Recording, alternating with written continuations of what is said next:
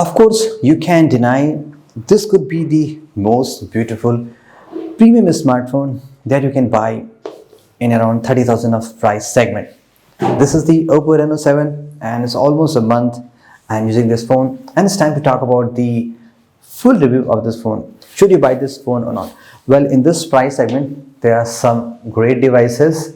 So let me know three phones amongst which you want to do the comparison, including the OPPO Reno 7.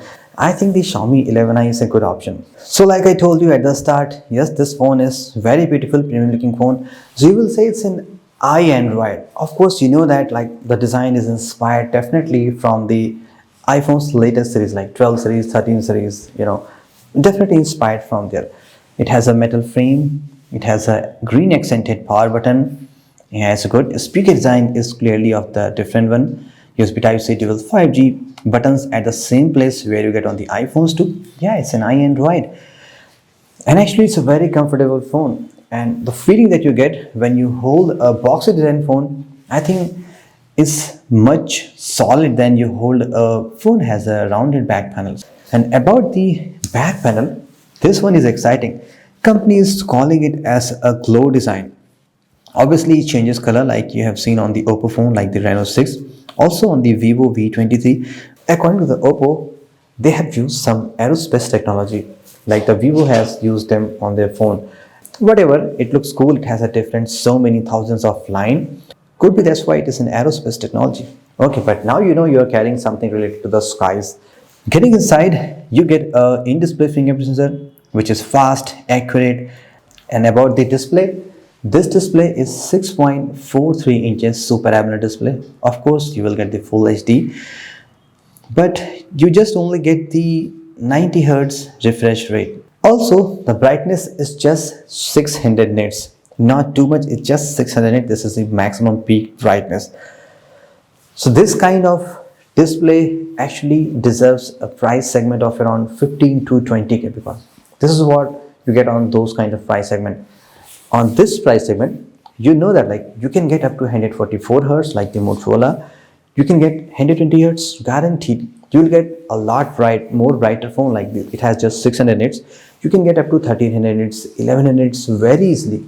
About the software experience, this one is running the latest ColorOS, and you know all this thing about the OnePlus and the OPPO. Both are now running the same code base. This one has some different features based on the Oxygenus. This one is clearly based on the ColorOS that we used to see earlier. Now this ROM is fast, fluid, it has a lot of good things, a lot of features like you can get an edge panel even though there is no edge. You get a lot of features.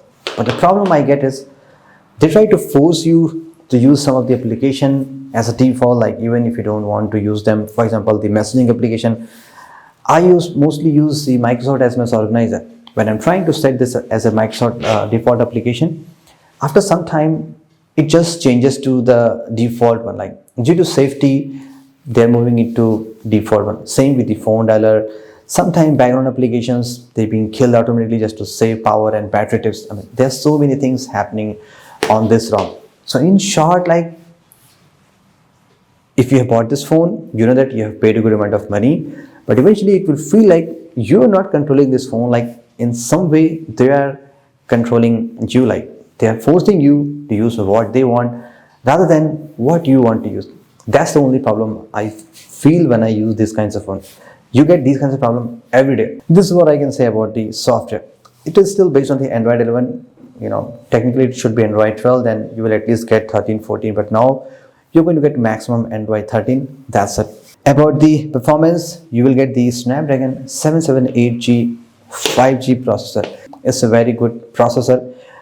It's a very proven processor. A lot of phones that are launched in the last 6 months, like around the price of 25 to 30, they are launched with the same processor. Even on the 1 month of usage, I did not find any issue. Like it works fine. There's no lag at all. Here's the benchmark of this phone. You will get around 466 to 467K score. There is a performance mode also available. If you go to the battery section, advanced setting, when you try to use the high performance mode, there could be some difference, but I did not notice much. It could be around 5 to 10% maximum. Let's talk about the camera, which I think you might be waiting to know. There is a triple camera setup, okay, and these two you might be thinking they are 64 megapixel dual camera because they look exactly identical, but this one is the main 64 megapixel sensor. The other one is ultra wide 8 megapixel, and you have a 2 megapixel 2022 2 megapixel macro camera. Nice number. Let's talk about the photos quality. About the color accuracy, I mean, almost all the photographs that I have taken, most of the photographs you can say they are not oversaturated. They are very close to the original subject color that you see with your eyes.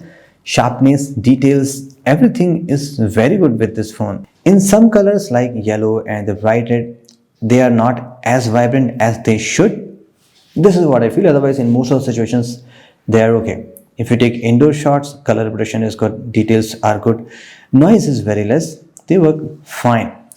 Dynamic range is good with the main camera sensor, but if you just switch to ultra wide, they are okay because there's the 8 megapixel, so color changes to bit to more cooler rather than being natural, and you can do up to 20 times zooms. There is no telephoto lens, but yes, you can do a bit of zoom, and if the text is clear, light details are good, you can see some details. Otherwise, on 20x zoom, it is just normal. Low light photographs are very good with this phone. Right now it is foggy and it's a winter season, so you may feel like bit of shadow and noise, but eventually what I see with my eyes, I see a lot more detail with this phone. So low light photographs are very good, color reproduction and everything is super cool. And about the video capability, you can do up to 4K 30 frame per second video recording with this phone. Clearly there is no optical image stabilization, which you might get in this price segment in some of the phones if the video is your priority. But its colors are good. What I see with the natural eyes, mostly the colors are coming exactly closer to that. Let's talk about the front camera. Company is saying this phone as a selfie expert. This is the 32 megapixel selfie, and yes, selfie is very good. You can see all the colors details that are there in the background.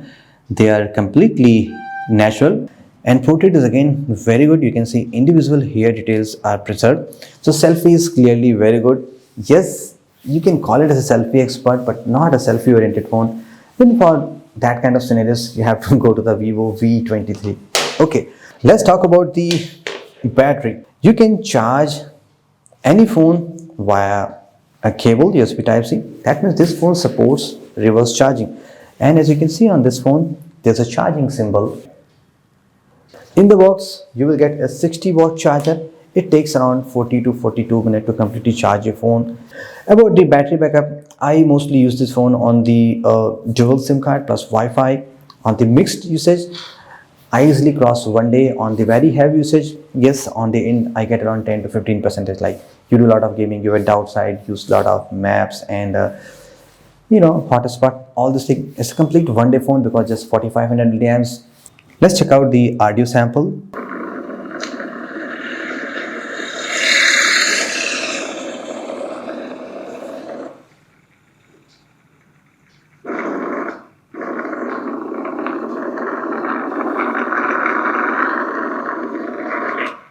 There is no Dolby Atmos support. It is just single bottom speaker. There's no dual stereo speakers here. So audio experience is just okay. Like they are loud enough. You can listen and hear whatever you want to hear. The audio experience is not very great in this phone. On the other phones, you do get the dual speakers with Dolby or sometimes JBL and Harman Kardon, but here it is just normal speaker. In the conclusion, what's the final thought and verdict with the OPPO Reno 7? If you own an OPPO Reno 6, I think it's not necessary. You should upgrade to the Reno 7 because if you're using OPPO, that means you know how the OPPO phones works. Fine, if you have the older Reno 5 series, then probably you can upgrade. You get a good design, you get a 5G, you get a decent 64 megapixel camera. But if you're first time buying a OPPO phone, especially Reno 7, so buy this phone for the looks only. See, yeah, this is the signature feature of this phone. That's it. I mean, there's nothing much.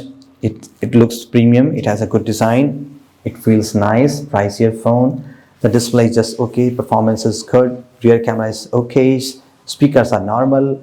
Batteries again okay. Like you get all this stuff on other phones too. ROM, as I told you about the issue. If you're okay with that, and if you want to buy a good phone, decent phone, this is nice phone. Clearly, there are other phones who can offer a lot more specs and feature for the price you're going to pay for this phone. This is what I think. Okay, Thank you so much, guys. Hope you enjoyed this video. This is Saurabh. Have a great day.